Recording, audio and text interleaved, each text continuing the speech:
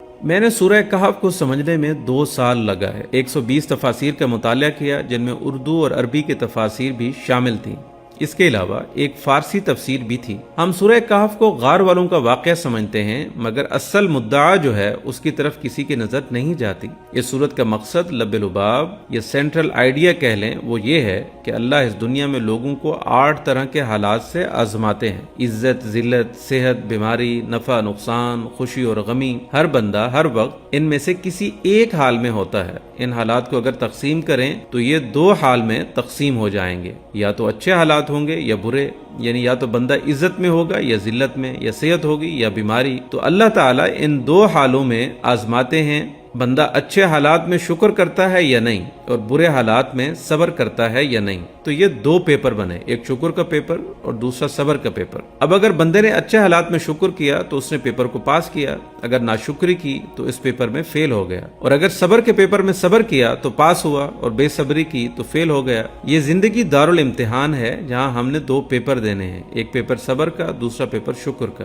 اللہ نے جب حضرت آدم علیہ السلام کو پیدا کیا تو ان کو بھی ان 2 پیپرز میں آزمایا۔ پہلا شکر کا تھا جو کہ جنت کی نعمتیں تھیں، دوسرا درخت کا پھل تھا جو کھانے سے منع کیا گیا تھا، یہ صبر کا پیپر تھا۔ سورہ کہف میں 5 واقعات ہیں۔ حضرت آدم علیہ السلام کا واقعہ یہ قلب ہے اس سورت کا، جس کی آیتیں تھوڑی ہیں اس لیے پڑھنے والوں کی توجہ ہی نہیں جاتی۔ آدم علیہ السلام کے واقعے سے پہلے 2 واقعات عوام الناس کے ہیں، جن میں سے ایک اصحاب کہف تھے، یہ عام نوجوان تھے اور انہوں نے صبر کا امتحان دیا اور اس پیپر میں پاس ہو کر مقبول بندوں میں شامل ہو گئے۔ دوسرا واقعہ 2 باغوں والے شخص کا تھا، یہ بھی عام شخص تھا جس کو مال و دولت دی گئی تھی، اس کا پیپر شکر کا تھا کہ تم نے نعمتوں پر شکر کرنا ہے، تو یہ فیل ہو گیا۔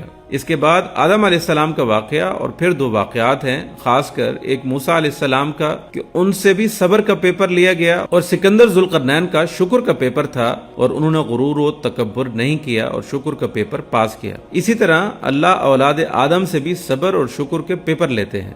کچھ مزید نکات یہ ہیں: اللہ تعالیٰ نے سورہ کے آغاز میں اپنے نبی کریم صلی اللہ علیہ وسلم کی ابدیت کا تذکرہ کیا اور اختتام ان کی بشریت پر کیا۔ انسان کے لیے دنیا میں سب سے بڑی بلندی ابدیت ہے، اس لیے انسان ذکر کرتا ہے تاکہ اللہ کی محبت اس کے دل میں آ جائے۔ اب صرف محبت کا آ جانا مقصود نہیں ہے، جب محبت آ جائے تو پھر محب ہمیشہ محبوب کو راضی کرنے کی فکر میں رہتا ہے، اور رضا کیا ہے؟ اللہ کی تقدیر پر راضی رہنا۔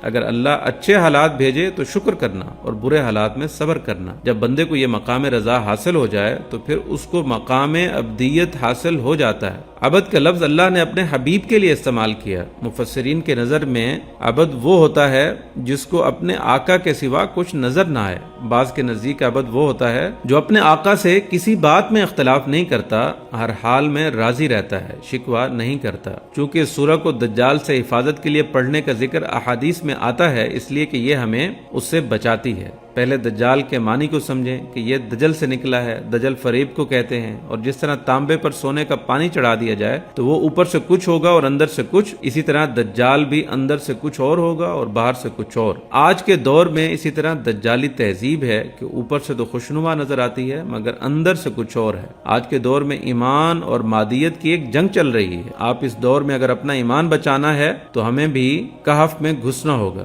جی ہاں، کہف میں آج کے زمانے میں جو کاف ہیں، اگر انسان ان میں داخل ہو جائے تو وہ دجال کے فتنے سے بچ سکتا ہے۔ جو انسان قرآن مجید کے ساتھ نتھی ہو جاتا ہے، اس کو پڑھنا، سیکھنا، سمجھنا شروع کر دیتا ہے تو وہ بھی اپنا دین بچا لیتا ہے، اور قرآن اس کے لیے کہف بن جاتا ہے۔ احادیث کے مطابق جو بھی مکہ اور مدینہ میں داخل ہو جائے وہ بھی دجال سے محفوظ رہے گا۔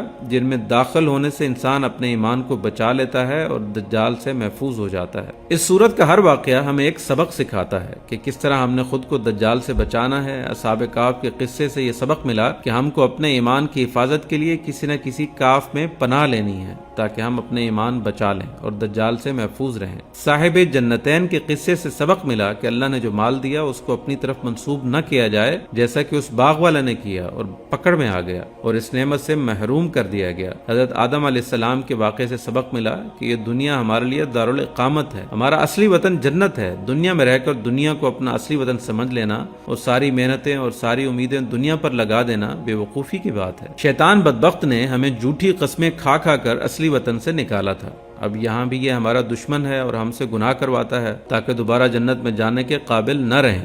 اللہ تعالی ہمیں اس کی شر سے بچائے اور ہمیں ہمارے اصلی گھر جنت میں پہنچا دے۔